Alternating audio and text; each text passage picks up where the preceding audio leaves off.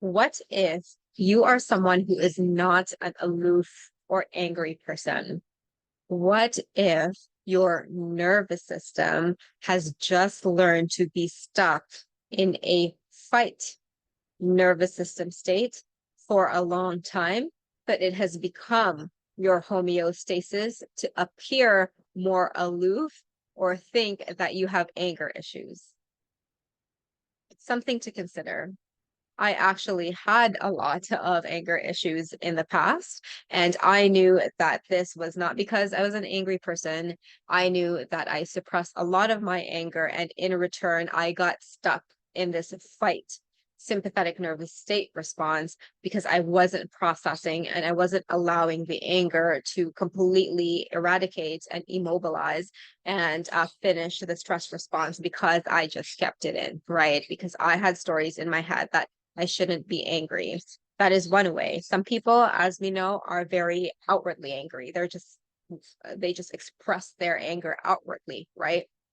And that is not really meaning to say that either person, the suppressor or the expressor, is an angry person. It's just a pattern that their nervous system has learned because of the experiences that they've had in the past, and that just became their norm. That type of expression has just become their norm. And so I want to talk about this because the fight response is something that a lot of us are more aware of in the nervous system world and in general in reality. And this is the type of response that if we get stuck in a very long time can really wreak havoc in our health, because then we have all of this built up tension. It just not just allows for our muscles to be very tense, but it increases the inflammation in our body, in our system, because we haven't allowed our system to down regulate back down to its normal levels. And if we have high inflammation, it can cause things like gut issues, IBS colitis type of issues, as well as skin issues, as well as, of course, anger issues, which can cause a social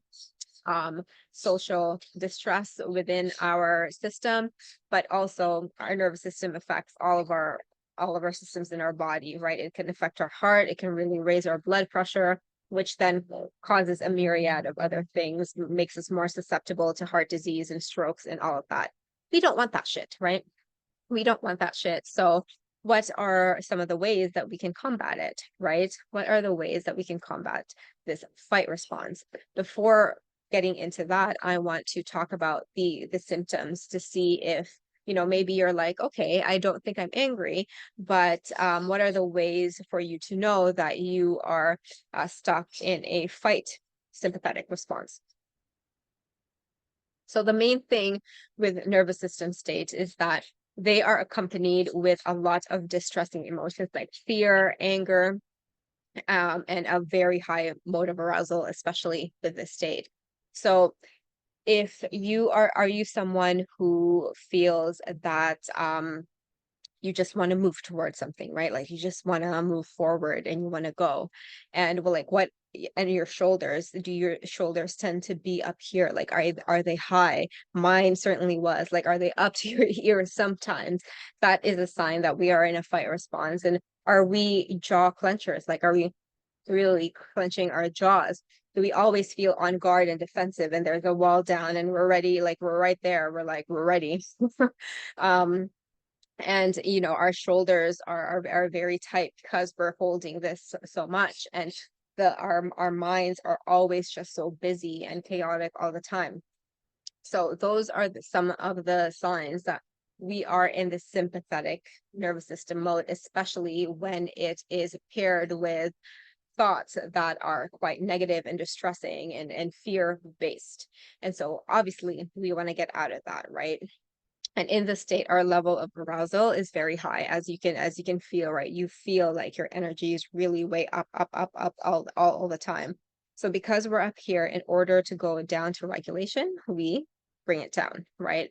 And one of the things that we can do with this response is to use is to have a way to expel this energy, right? It could be through very high intensity workouts, through moving and through dancing. Shaking is a good thing as well. So if you are someone who really wants to discharge this energy, you are also probably someone who loves the high intensity classes, right? Like either high intensity interval training, or even just like the high intensity, like running, sprints, Tabata type workouts, power yoga, those high intensity spin.